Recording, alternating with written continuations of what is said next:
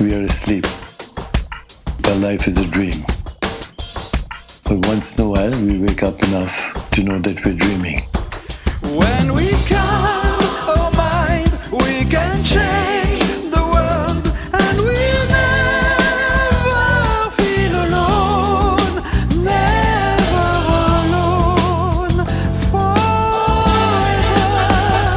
When we calm our mind, we can change the world, and we'll never feel alone, never alone, forever. How to be in this world and not of it. How to find a place of your own. How to never feel There is one alone. hope beyond every challenge, a light between the clouds, a melody. There is a divine smile, the power of true love explodes every problem. Show me the way. When we calm our mind, we can change the world, and we never feel alone. Oh, never feel alone. Forever. When we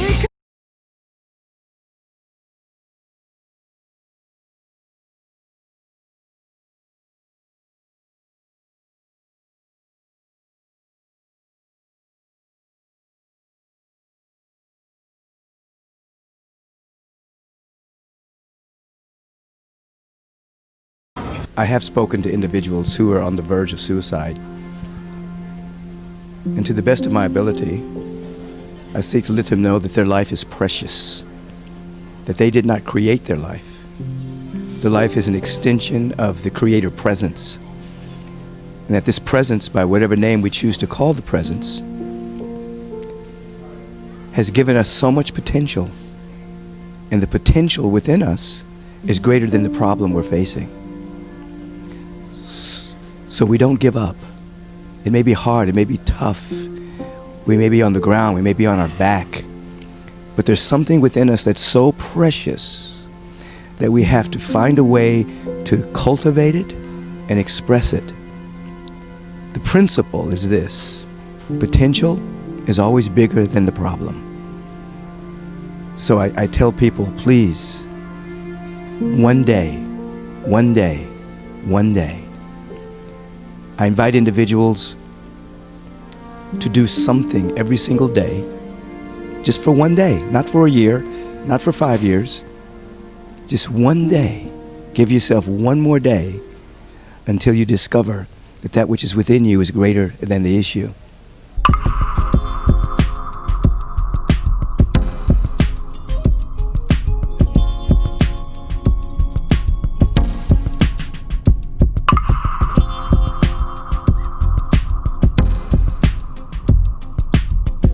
Why is it happening more today? I think increasingly people are feeling alienated from themselves and from the web of existence, from the web of relationship, from the web of life. When we look at America, this highly industrialized society, I sometimes call it a high-tech, low-touch society, very technologically advanced. But the imprint on our kids has placed like a false sense of success.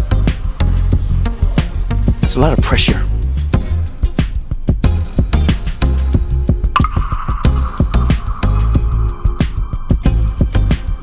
Again, the wisdom traditions tell us that all human suffering comes from the illusion of the separate self. And right now we're living in a world where that separate self is being reinforced through technology, through media, social media. People are being encouraged to be narcissistic. Narcissism is also an experience of separation.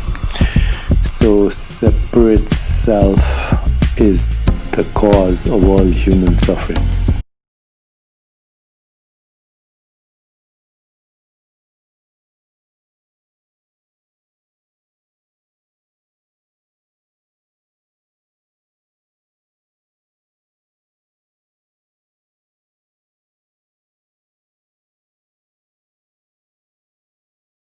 but how can that create healing for people who are experiencing mental unwellness and anxiety and depression? So it's been said that to be human is to have a story. Everybody has a story. Otherwise, they're not human. And there's a backstory. There's the story that's happening right now. There's a story about the future. And there is, in every story, there are elements. There are good people in the story, there are bad people, there's the sacred, there's the profane, there's the divine, there's the diabolical, there are sinners, there are saints, there are challenges. You fall down, you get up, you lose the girl, then she comes back, or the girl loses the guy, and then they come back and they live happily ever after. Every story is a love story in disguise. And there are very interesting things that happen along the way in stories, trials and tribulations, suffering and redemption. But ultimately, every story is a love story. Even tragedies are love stories gone wrong. So ultimately, every story is a love story. Even the story of depression is the aftermath of a story of love that went wrong, either self-love or love with what we call the other. That's what went wrong. Okay, so the love story somehow got hijacked or bamboozled into a tragedy with that outcome.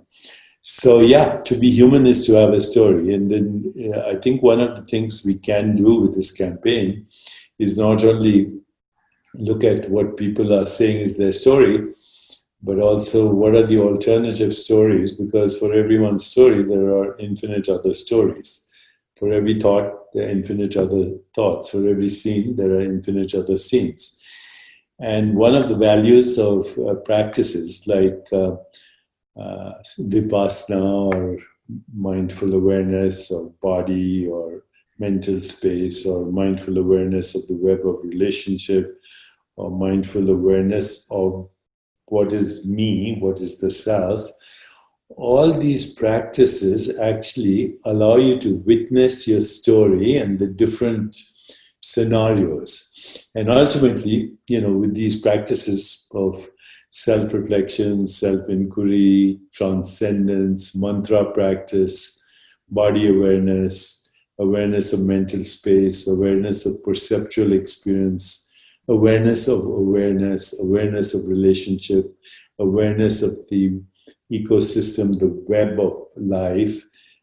I know I'm listing off a lot of things, but each of these helps you realize slowly that you are the creator of your story. You're the producer, you're the choreographer, you're the director, you're the hero, you're the villain, you are the sinner, and you're also the saint.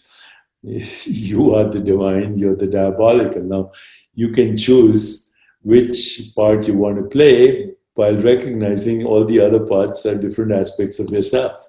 So I think that's why spiritual practices like meditation and like the contemplative inquiry that I have just mentioned, they can actually help you create a new story. What's the backstory? Well, it's over. What's the current story? I'm not feeling good.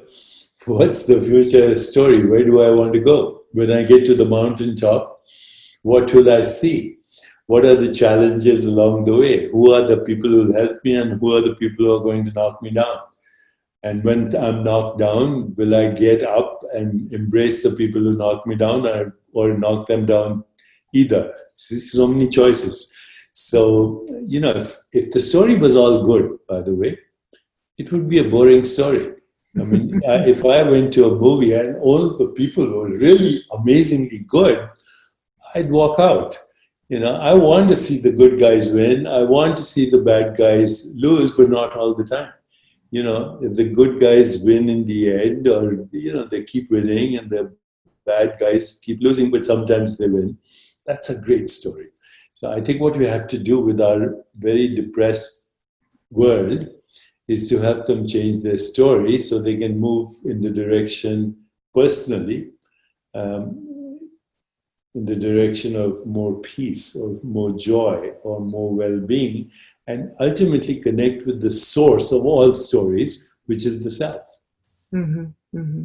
Then when you connect with yourself, you say, okay, I'm free to create any story I want.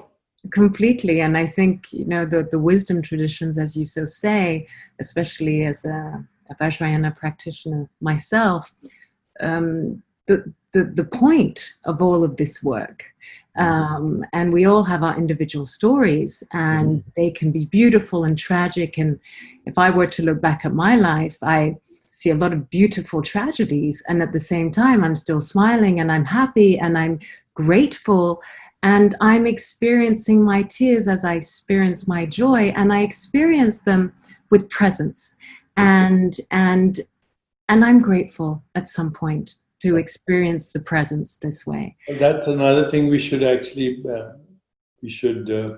encourage everyone. When they experience gratitude, then the story changes. Even in the midst of tragedy, when they experience gratitude for what they already have, it influences the story. It does. And I think what's important, and this is why I feel that, the epidemic of loneliness,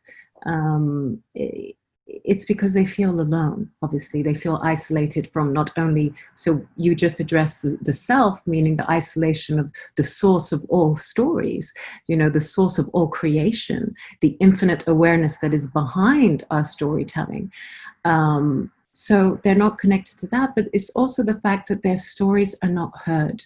You see, there's something about not being heard, not being experienced as a human being, not being experienced by the other as a human being. And I think this can be extremely isolating. And as you said, there is a difference between solitude and feeling isolated and alone. But I wanted to almost have an open end to this conversation with a reflection of a quote from Krishnamurti, who I think, and I'm sure you would agree, Deepak, he is one of the greatest minds and thinkers and free thinkers, without any, I would say, traditions that he tried to just destroy all structures around him so he could really see what is.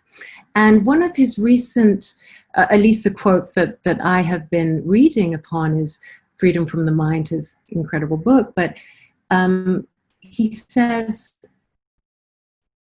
once you experience that you are humanity, meaning I am humanity, that is the greatest action of all. Meaning the understanding that through our individual perception that we are humanity, that we become the biggest actor and vector of change and vehicle of consciousness for all beings. So just wanted you to comment on that and have you on. He said, I've always admired Krishnamurti, and what he said in Freedom from the Known is that the known is a prison. Is the prison of past conditioning. We live, breathe, move in the unknown, and without the unknown, there would be no possibilities. The known is fixed, and it's dead. It has no freshness, and the willingness to step into the unknown and change your story is the key, actually, to all these tragic stories. Mm-hmm. Well, that's thank you so much, Deepak. This has been a wonderful conversation.